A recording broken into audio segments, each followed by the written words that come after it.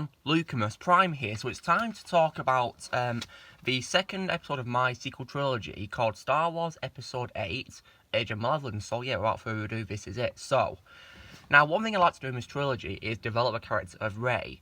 So I'm going to do this by including her family and by developing them as well as her. So Rey is like a character who is being trained in the Jedi Order by Master Corvin Lower. And to develop her parents, I'm going to start up a film with a flashback showing the point of view of her parents during Order 66. So they'll be at the temple being trained by Rey's grandfather, back when they were children, and before they, of course, married. So what happens is, Vader, who would look like Hayden Christensen in this scene because he's not damaged yet, and also the clones would arrive at the temple. They think the war's over, the Jedi, but all of a sudden, the attack on the temple begins. And during the attack, Rey's grandfather will send Rey's parents away to Dantooine for a safe haven to keep away from the Sith, before he's unfortunately killed by Vader after refusing to give up their location.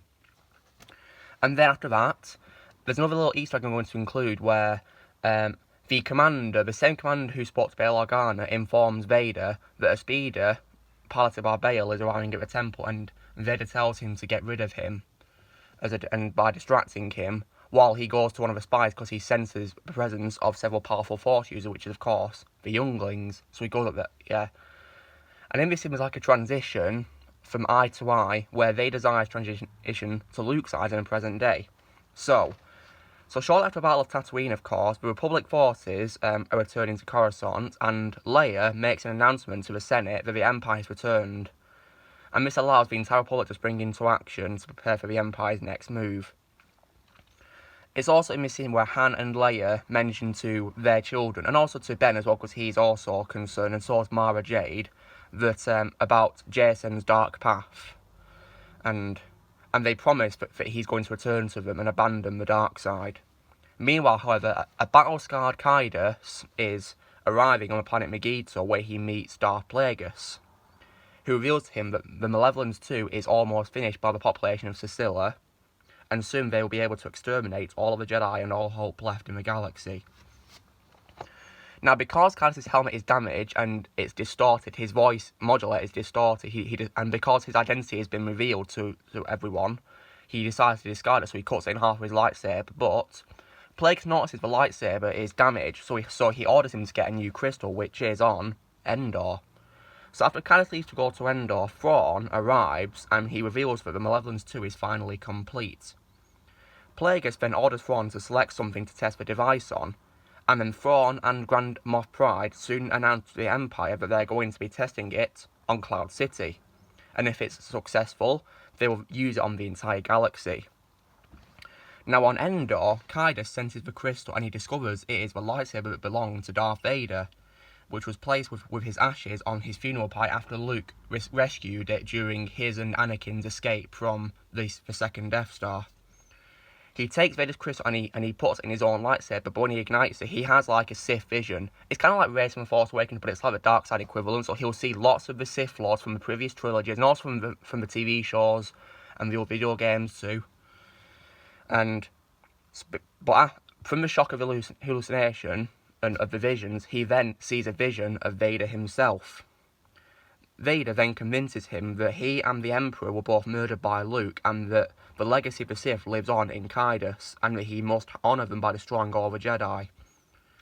And Kaidos assures Vader before he disappears, and later Plagueis, that he will eradicate the Jedi and ensure the Sith regain the power they once had.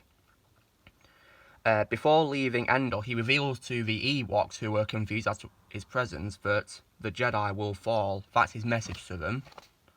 Now, back on Coruscant, Luke once again senses the same disturbance in the Force he had sensed in the previous film, but still can't see what it is. Then, all of a sudden, Lando Calrissian receives a distress signal from Cloud City, saying that they need his help immediately. Han and Leia and Chewbacca decide to return the favour because he helped them find Phasma Fett by helping him. So they accompany Lando in the Falcon to Cloud City, while Luke stays behind to try and find out what he is sensing. So when they arrive in Bespin, the heroes are horrified to discover that the city is besieged and overrun by the Empire. Lawbot reveals to him that every civilian and all personnel working for Lando are under arrest because the Empire is about to test something for the greater good of all. which is quoted by Pride. That's what Pride said to Lobot. The heroes, however, refuse to comply, and they start a riot, with Lando ordering the civilians to all evacuate using the ships the city has.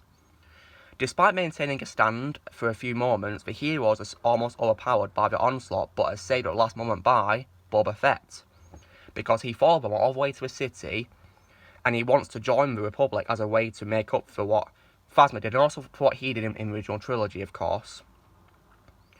He also reveals that the device being tested on is a malevolence which he heard about when he was training in the Clone Wars alongside his fellow clones, following the death of Jango Fett.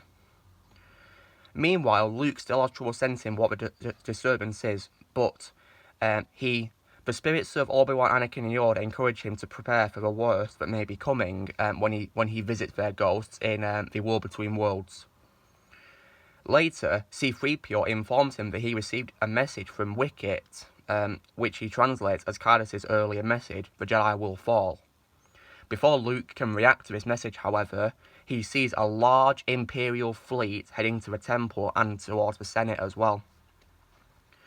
Han attempts to contact his fellow generals in the Republic to send a fleet to assist against the Empire, but the ships are bombed and destroyed on Coruscant in the Empire's attack. So this leaves the heroes on Cloud City outnumbered. They attempt to find Pride in the city, believing that he's going to be activating Malevolence 2 in the city, but they realise he's already left, and he's on Malevolence itself alongside Thrawn. So the heroes retreat in the Falcon alongside Fett, who is retreating in his Slave 1, just as Malevolence is activated. Lando is in the Falcon, and he sees the power going out, and he wants to help, but Han tells him there's nothing they can do to save the city. So he watches with heartbreak as the city collapses, with several civilians falling into the eternal gaseous abyss below, and the city collapses and completely explodes into nothing. So Cloud City is lost. Now back on Coruscant, the Jedi and Republic are able to make a stand against the Empire, but Kaidos then emerges from his ship and he enters the temple hoping to find and kill Luke and the rest of the Jedi Order. Now during this chaos, however, one particular stormtrooper, codenamed TK-1138, he appears to show sorrow and regret after seeing the carnage caused by the Empire. So yeah, I mean, throughout the previous film and this film, this stormtrooper will be showing signs of, not knowing whether this is the right thing or not. So after escaping Bespin, Han again tries to contact Luke and the other generals, but receives nothing but dead air. So he decides to return to Coruscant as soon as possible. Leia and Chewbacca, meanwhile, comfort Lando and Lobot over the loss of Cloud City and its people who didn't make it. In the temple, Kaidos slaughters large amounts of Jedi, Padawans and younglings alike, including Corwin Lower, Rey's parents, and Amilyn and Morden. After injuring his own siblings and also Ben Skywalker, he soon confronts Luke, and after he's incapacitated his own family, him and Luke, they square off and they take off their cloaks, and then they enter a massive, brutal duel across the temple. After a very prolonged, brutal fight with loads and loads of stunts and action, Luke seemingly manages to gain the upper hand against Kaidos, but at the last moment, Plagueis suddenly reveals himself to Luke via a Force connection. So this causes Luke to realise it was Plagueis blocking his sense the whole time. Luke enters shock about the fact that Plagueis has returned because he heard about him vaguely, but this allows Kaidos to impale him in his left shoulder and then force push him into a wall, which injures Luke badly. And Kaidos is encouraged by Vader's voice once again to finish off Luke, as he told him before in Endor. But before he can, however, Mara jumps in at the last second and she slices off Kaidos' hand, causing him to retreat in anger. Meanwhile, TK-113 is ordered by his commander to execute several younglings and Padawans in their way, but after hesitation he instead kills his own commander and fellow troopers, and he defects to the Republic. Now, as Mara helps take Luke to a medical droid, he reveals to her that Plagueis has returned, and she's horrified about this, of course, because she learnt about him back when she was formerly the Emperor's hand. And there's another little subplot during this temple attack. C-3PO will end up losing his legs in a bomb attack, and Arthur's got to help him, so I'll be a bit of humour for you all.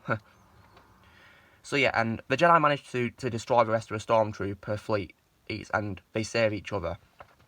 But there's lots of heavy loss, and the temple is severely damaged, much worse than how it was in Revenge of the Sith. So those who escape Cloud City, Han, Leia, Chewie, Lando and Boba, and also Lobot, arrive at the temple, and C-3PO reveals to them what has happened. They then meet Luke and Mara in the medical bay, where Luke reveals that Plagueis has contacted him through the Force, and Mara explains who he is, because she knows best about him from her experience as the Emperor's hand. Luke then says they must recruit as many helping hands from the galaxy as possible, because the fate of the galaxy now rests in the Giant Republic's hands. Due to the fact that Malevolence was successful, according to Han and Leia, who took them about Cloud City's fall, meaning that soon it'll be used on the whole galaxy. Leia then asks Luke to help her finish her Jedi training, to which Luke agrees to do. So that is my Star Wars Episode 8, guys. And I'll be talking Episode 9 very soon, so yeah, be sure to give this video a like. Also, be sure to let me know in the comments what you thought of this Episode 8 of my trilogy. Also, be sure to subscribe to my channel for videos coming in the future, and I'll see you all later.